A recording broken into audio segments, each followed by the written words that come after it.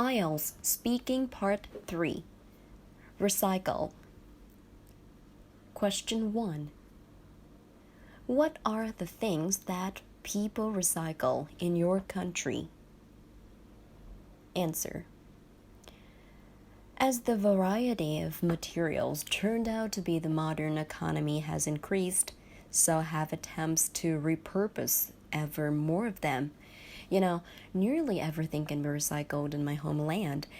It is not just things like plastic bags or textiles, which many people incorrectly assume to be unrecyclable. Many firms have devised a way to turn cigarette filters into sturdy plastic boarding.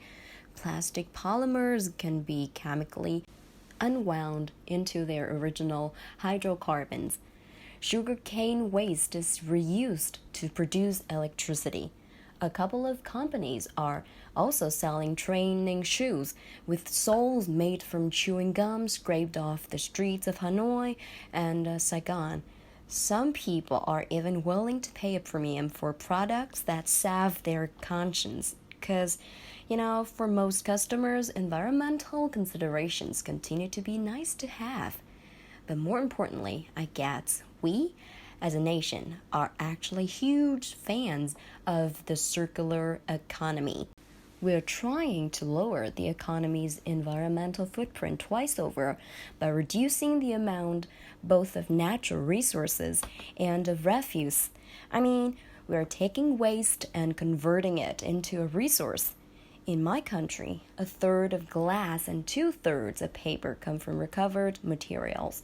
Around half of aluminum sold in Vietnam each year is derived from scrap. Question 2. Is it important to recycle, in your opinion? Why? Answer. From my vantage point, it should not be taken for granted that recycling is more efficient than chucking something away.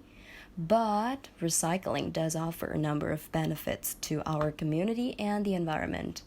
And I believe alongside reducing and reusing, recycling is essential for the future of our planet. It conserves natural resources. It also reduces the amount of waste that is buried or burned. Hardly ideal ways to get rid of the stuff, Landfills take up valuable space and emit methane, a potent greenhouse gas, and although incinerators are not as polluting as they once were, they still produce noxious emissions, so people dislike having them around. But perhaps the most valuable benefit of recycling is the saving in energy and the reduction in greenhouse gases and pollution that result when scrap materials are substituted for virgin feedstock. Extracting metals from ore, in particular, is extremely energy intensive. Recycling aluminum, for example, can reduce energy consumption by as much as 95%. Recycling also reduces emissions of pollutants that can cause smog, acid rain, and the contamination of waterways. Based on a study conducted by RAP, it is calculated that Britain's cycling efforts reduce its carbon dioxide emissions by 10 to 15 million tons per year.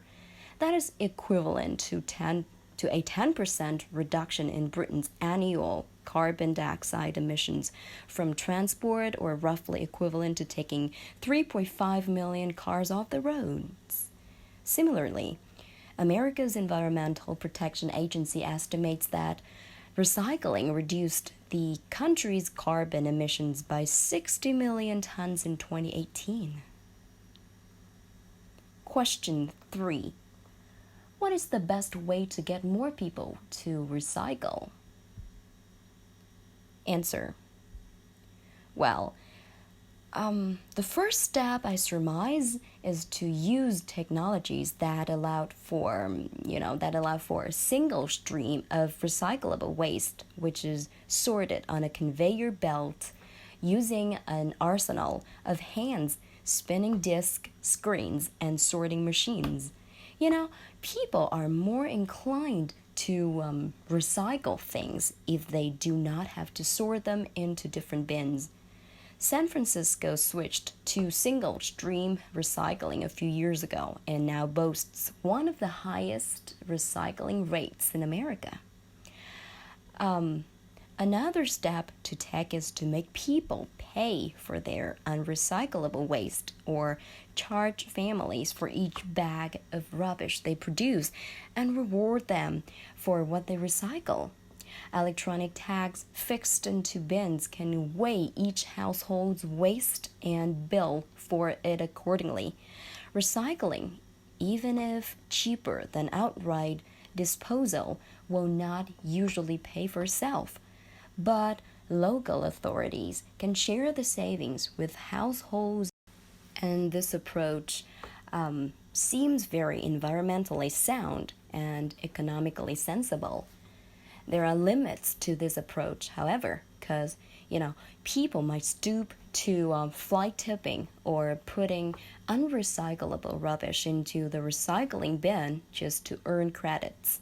But a system that relies more on self-interest than on the virtue should both increase recycling and decrease neighborly ill will. Question 4. How often do you recycle? Answer. I'm pretty gung-ho about outfit recycling. I can survive for a week with just 9 articles of clothing. And I've just figured out 11 cool ways to wear the same pair of jeans, and I do rewear some of my favorite wardrobe pieces. I usually wear my cozy gray Guardian several times a week. Ditto for other tried and true basics like my blue jeans, white tees, and navy heels.